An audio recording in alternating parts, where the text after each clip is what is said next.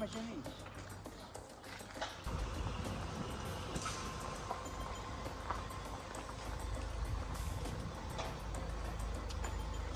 لا بابا يلا هاتك سخين.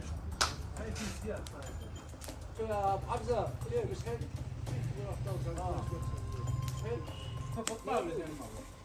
انا قلت لك ايه؟ من يوم سمعنا الخبر هذا تاع نتنياهو وتاع ابو عبيده واحنا انقلبنا قلب، يعني البلد عندنا انقلبت قلب، يعني احنا ما صدقنا تصير هدنه ويصير حل يعني ان شاء الله، واحنا بنطالب من حماس، ومنطالب من الصعيد يعني يتفقوا مع بعضهم، يتفقوا مع بعضهم ويخلصونا القصه هذه. الشعب ايش ماذا الشعب ضحيه، يروح الشعب ضحيه. من يوم قالوا هالكلمتين هذول بده يدخل غزه الناس انقلبت قلب، يعني انا بدي يترفع ما صدقت اروع رفع.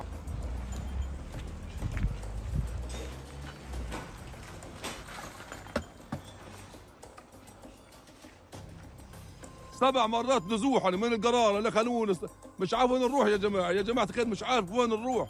انا بجوني بقولوا لي يا مختار في عرضك. امبارح من قيمه يومين اجت الريح قسما بالله هججت الناس كلها يعني، والخبر تاع ترامب هذا وتاع نتنياهو وتاع حماس كمان خرب الدنيا بزياده يا عمي، خربت الدنيا يا عمي. خلصونا يا عمي، سكت عليك الله، خلصونا يا عمي، الناس تعبت عليك.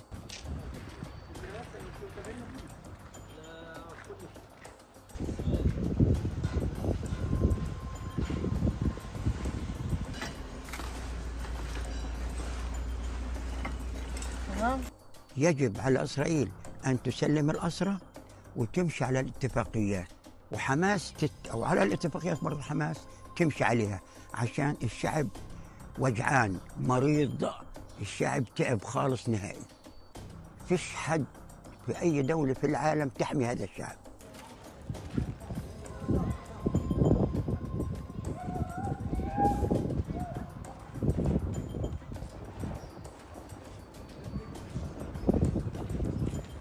وإسرائيل لن تحترم القانون الدولي ولا مجلس الأمن ووقف إطلاق النار. ماذا ترجع إلى الجحيم؟ تقول أعمل غزة جحيم.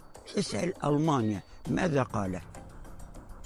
قالت لن تعمل إسرائيل ولا نتنياهو على تدمير قطاع غزة. قطاع غزة تدمر كامل، ما ظل فيه شيء.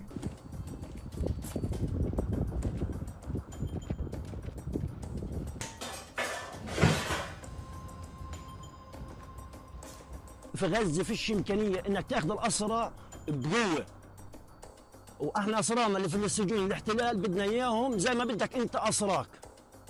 إحنا بدنا الأسرى تعيننا اللي هم اللي عندك محبوسين، اللي الماخذين مؤبدات والماخذين مؤبدات عالية، بدنا إياهم يطلعوا ويفرحوا أهاليهم زي ما أنت بدك أسراك يفرحوا بأهاليهم.